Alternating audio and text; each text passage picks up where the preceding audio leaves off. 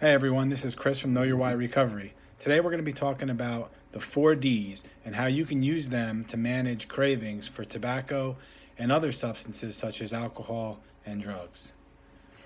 A little while ago, we did a short describing the 4Ds and we decided to expand on it because of its usefulness.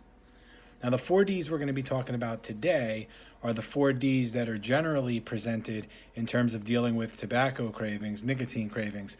However, they still have usefulness in dealing with other cravings. Plus, you may see there's some variety of what the Ds represent if you were to search the 4Ds, pop it into Google and look for 4Ds for cravings or just things of that nature. We'll cross that bridge when we get to it, but we're going to be sticking to the four core ones that we've seen the most often. Now, the first D stands for delay. Basically, a craving doesn't last that long. It may feel like it's going to last a long time, but it really doesn't. So if you're able to delay maybe like 7 minutes, 10 minutes, you may find that the craving just sort of passes. And if that doesn't work, try to delay another 10 minutes, right?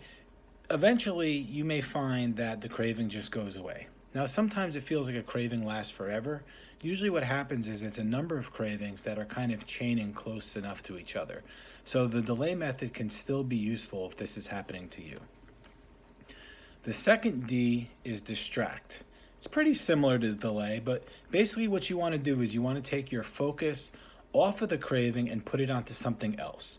So often people do some type of physical activity or mental activity that'll help take that focus off the craving and put it back onto the body or the mind. Right? So find activities that you like to do. If they're healthy activities, that's even better. You kind of don't want to really do a self-destructive activity here to replace a craving, because then you're just taking one negative, one dangerous thing and replacing it with another. But sometimes people go for walks, they might exercise, they might do a crossword puzzle, start a new task, things of that nature. Basically, you just want to get your mind out of it. Right? The next D is deep breathing. Now, when we're talking about deep breathing, we want to focus on the breath. We want to have a quiet place to sit down if possible, but it's not necessary. And take a deep breath, letting the air fill like your belly, your abdomen, as much as you can as you're breathing in. And then exhale this slowly. This is going to help you concentrate a little better, maybe help your body and mind feel more relaxed. There's plenty of deep breathing techniques out there. If you search them on the internet, some of the breathing techniques that are taught in yoga and meditation can be helpful here, even if they don't necessarily meet the criteria for deep breathing. Another thing that you could look up is box breathing or square breathing, and we'll put the link also to that because we covered it in our blog. But box breathing or square breathing is a really quick way and method that you can use in any situation, especially to deal with a craving, but it also helps if you're dealing with a high stress situation or you find that your body's activated, right? Now, the last D we're going to talk about is drink water. Now, sometimes people say that this D isn't as helpful, especially for cravings for drugs and alcohol.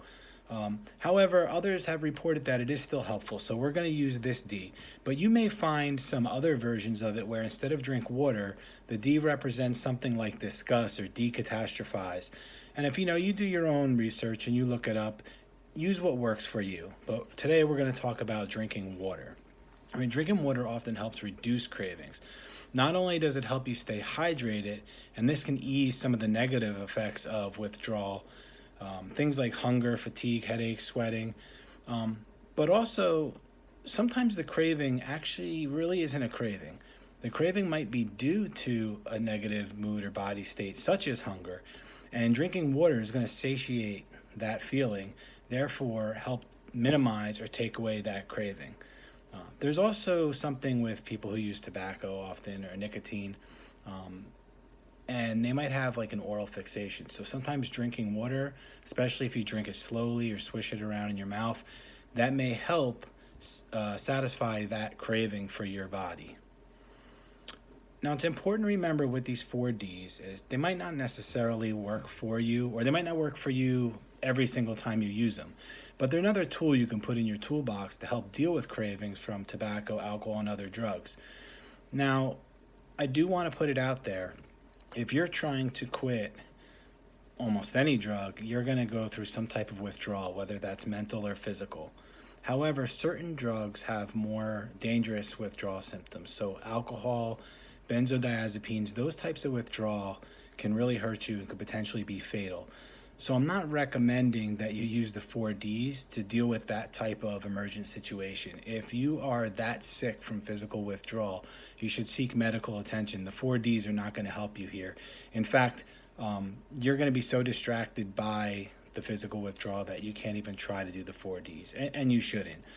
But if you're somebody who's got more mild physical withdrawal symptoms, if you have kind of just mental cravings, things of that nature, you may find that the 4Ds are very helpful. Thanks for sitting along with us and learning about the 4Ds. If you like what you saw, be sure to like, comment, share, subscribe to our YouTube channel. Everything you do like that helps kind of spread the message, and it helps Know Your Why grow. And we thank you for all of the support over the last couple years. Until next time, take care.